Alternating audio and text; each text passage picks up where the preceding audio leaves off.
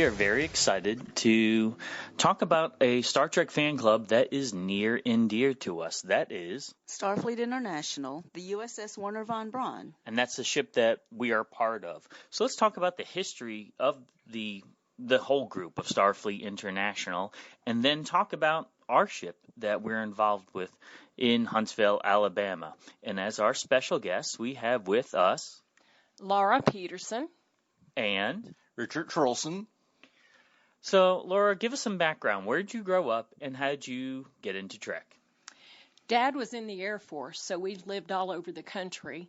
Mom decided that I was going to watch Star Trek, and that was the original series when it was first being aired, and I didn't have any choice about it. I was going to watch Star Trek, and I loved it from the first episode. Awesome. You're talking original series then. Original series. How about you, Richard?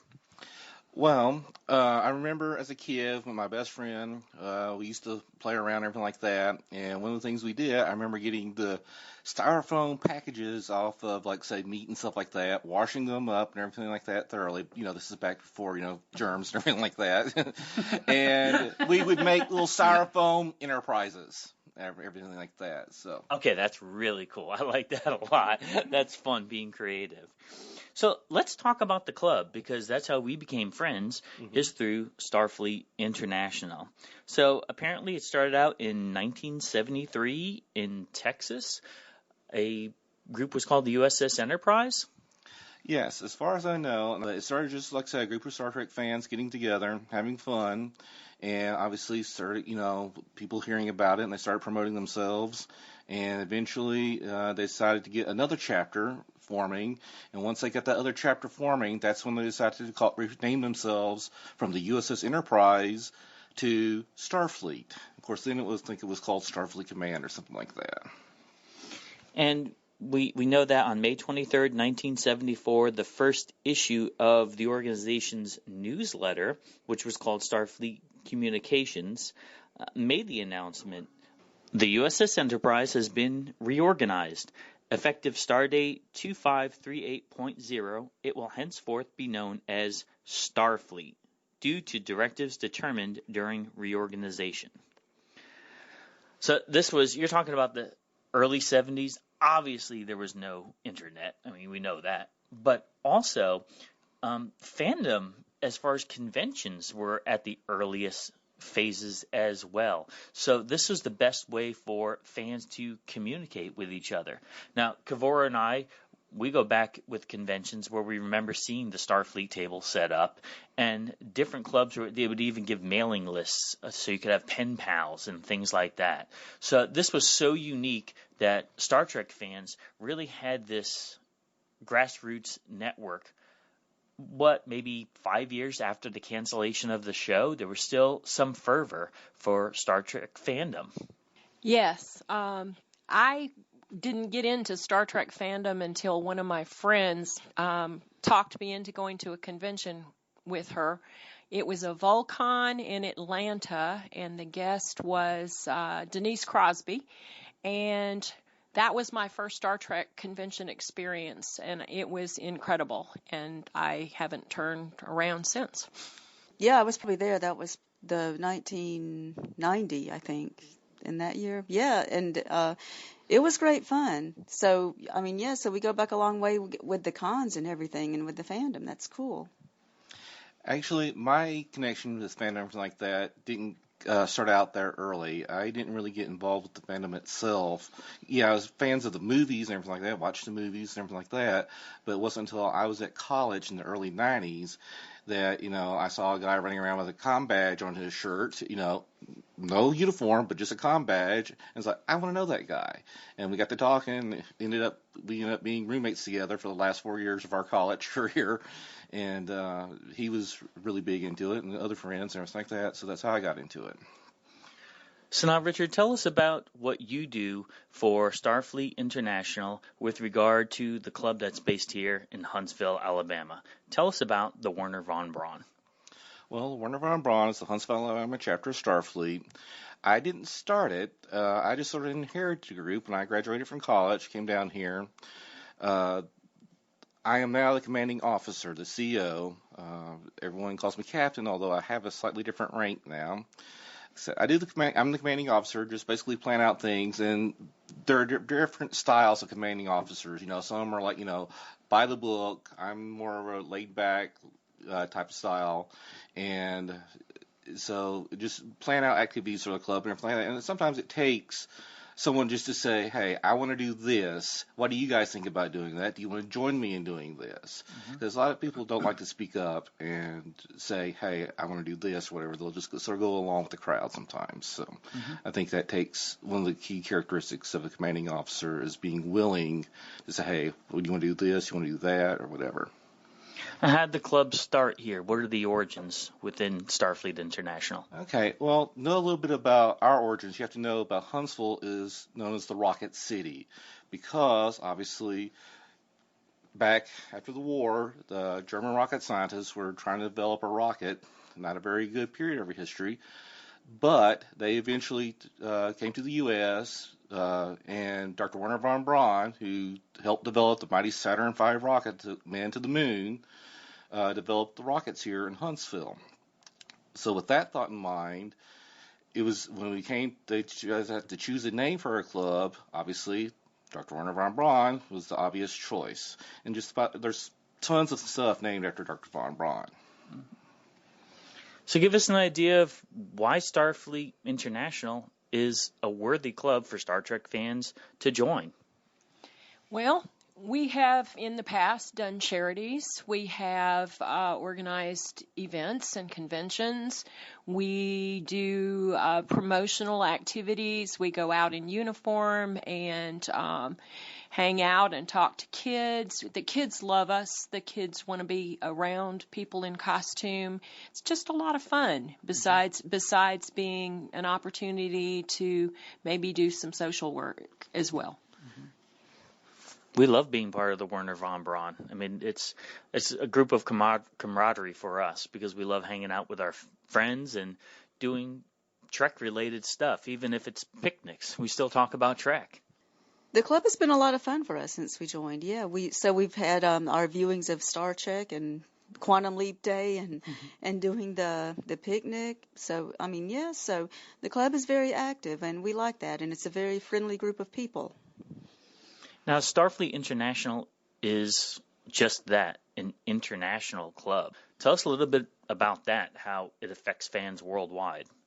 Well, surprisingly, I think one of the largest, Starfleet used to call itself, was recognized actually by the Guinness World Record as being the largest Star Trek fan club in existence. I think that's since been supplanted by a club in, I want to say Dublin, but I'm not sure about that. But anyway, there is another organization out there that is larger, and obviously because the Starfleet started in the U.S., it's where it's mostly common at. But like I said, there are chapters all over the world, Europe, Australia, you name it. And so, and I think obviously they get probably Star Trek quite a long time after we do. So I think they have a slightly different view coming into Starfleet and everything like that, and having to wait for things to get ported over to them. That might be changing now with streaming and stuff like that, but I still think it's still sort of a delayed reaction spreading out. Give us an idea of the structure of Starfleet International and how all these ships, that's what we call the local clubs, how are these ships organized?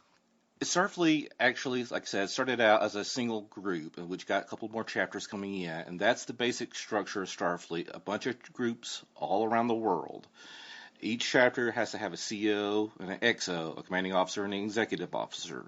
How those chapters are organized is up to those chapters. So each chapter can be focused on a different thing.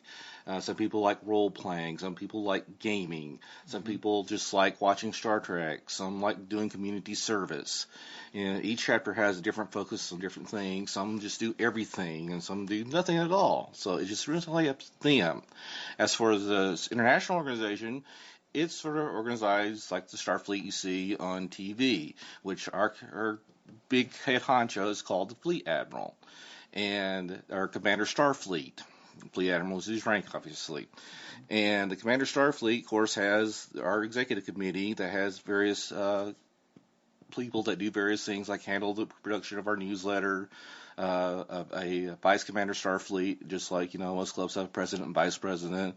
You got, a chief of financial officer as well. We've got chief of communications and stuff like that. So they got various departments to handle everything. And we found out that membership has its privileges. We even get discounts on car rentals, on hotels.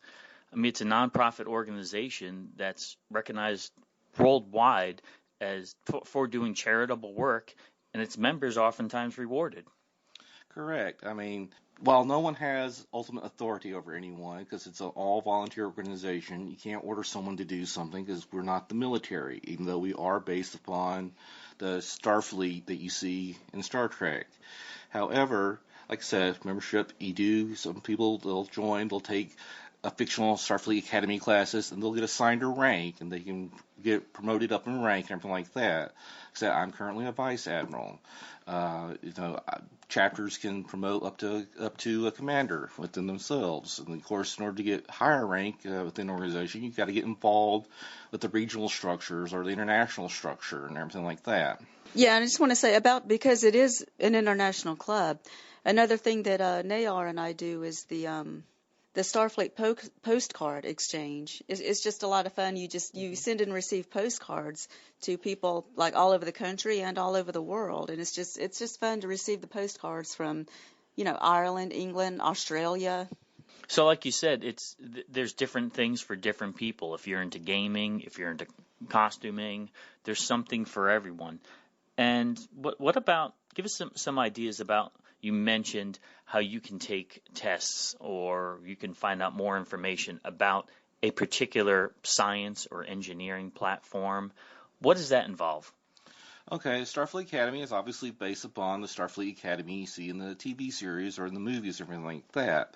They have a dean who's in charge of everything. They have deans over various schools like School of Technology, School of the Arts, whatever the case may be. They also have the teachers, the course directors and everything like that. They administer the exams and everything like that. And a lot of it's just based on trivia. That's the core thing. But the thing is, some of those things, like say the College of Communications, you learn how to make a newsletter. So you actually do have some real world beneficial things you can learn about that. And to become an officer in an organization, a CO or XO in charge of your own chapter, you need to take OTS, which is Officer Training School. Then you take Officers Command College, and they teach you how the organization is structured and everything like that. But they also present some real-world questions about how things can come up, how to deal with people and everything like that. So it's not just trivia, but it's so much more. And from what I understand, Starfleet even offers scholarships to colleges and universities. Exactly. It's entirely member funded. If you want to donate to the scholarship when you renew, you can. And so if members come in and they've got some kids that are graduating high school and they want to go to college and need a little bit of money, well, it's not a lot, but every little bit helps. Awesome. What does Starfleet mean to you? Starfleet has been a place where my friends and I have found an accepting, loving group of people. They're looking for a better world, and they're willing to accept people as they are. I've seen people who, quite frankly, have few social skills, and we accept them and love them. And then lots of my other friends have plenty of social skills, and that's fine. We love them all. For me, I try to ensure that the people I'm with are having a good time and everything like that. And that's what Starfleet allows me to do, is to get together with like-minded people. And when Starfleet first started, we didn't have the internet and everything like that then. So it's a little bit easier now, I think, to get those together. But that will never replace being able to get together with people face-to-face, having a good time with good friends. Yes, it's a lot of fun, and like you said, it is very accepting. I mean, anybody can join, and you make a lot of friends. You meet all kinds of people, and it's just wonderful. It's the expression of IDIC, infinite diversity and infinite combinations. Starfleet International, sfi.org. We're glad that we joined, and we're glad that we have friends in this international club. Thanks for listening. Make sure you hit that subscribe button and join our Facebook group. Live long, and may the Force be with you. Nanu Nanu.